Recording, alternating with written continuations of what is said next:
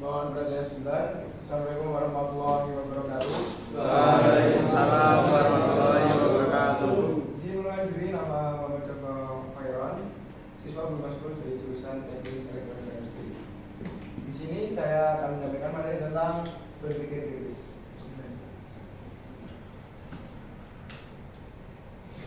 Nah, di materi ini apa aja sih yang akan kita pelajari?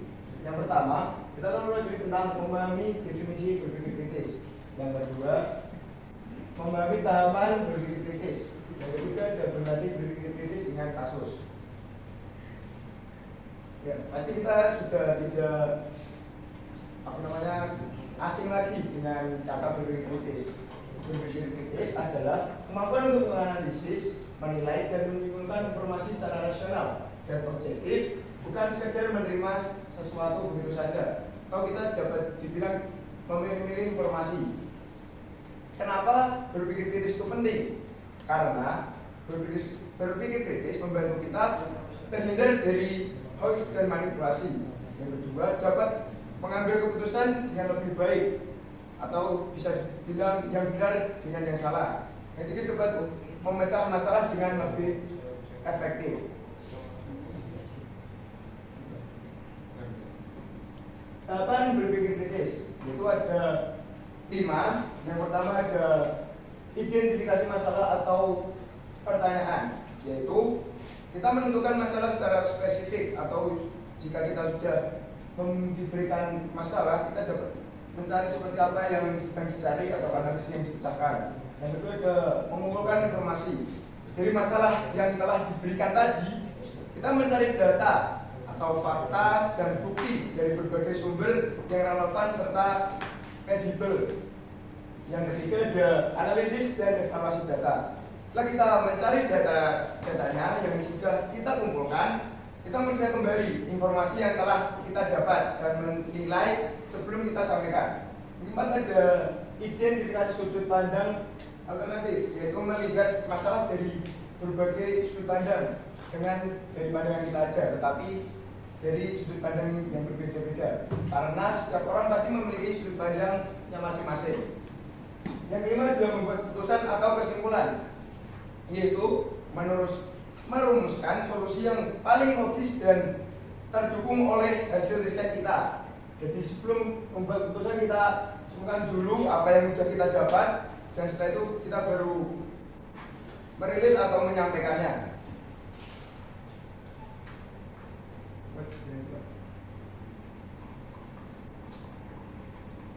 Nah, di sini saya berikan teknik mengidentifikasi masalah, yaitu dengan menggunakan 5W1H. Yang kedua yaitu W pertama adalah what atau apa. Contohnya, apa sih masalahnya yang sedang kita akan pecahkan. Yang kedua ada siapa yang terkena dampak masalah-masalah tersebut. Yang ketiga ada kapan masalah itu terjadi. Where, di mana masalah terjadi. Why, mengapa ini jadi masalah, atau dan how, bagaimana masalah terjadi.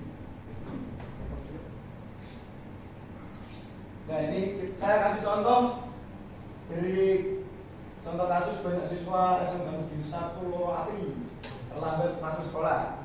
Kita coba menggunakan tadi teknik mengidentifikasi masalah, yaitu dengan 5W1H. Yang pertama kita coba dengan what. Apa sih masalah yang terjadi?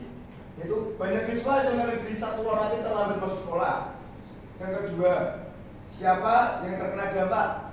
Kita sendiri, karena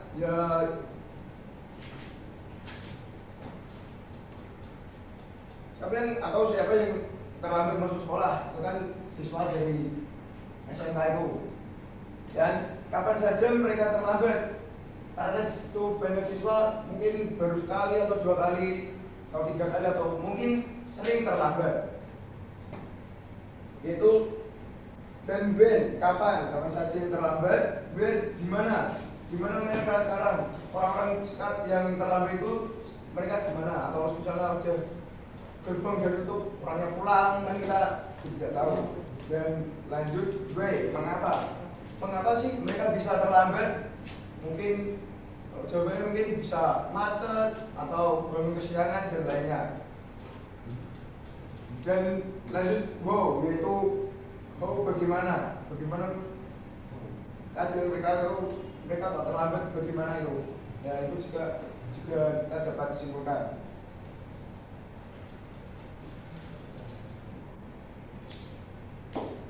Nah, kita sudah baca kesimpulan dari berpikir kritis, yaitu karena pandangan saya singkatin aja. Berpikir kritis dapat membantu kita untuk memilah apa masalah yang terjadi dengan secara logika kita atau secara data yang telah kita rilis untuk memilah-milah kebenaran dari sebuah masalah atau persepsi seseorang.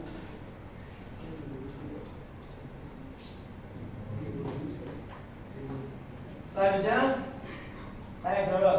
Sebelum kita tanya jawab, terima kasih atas perhatiannya dan partisipasinya.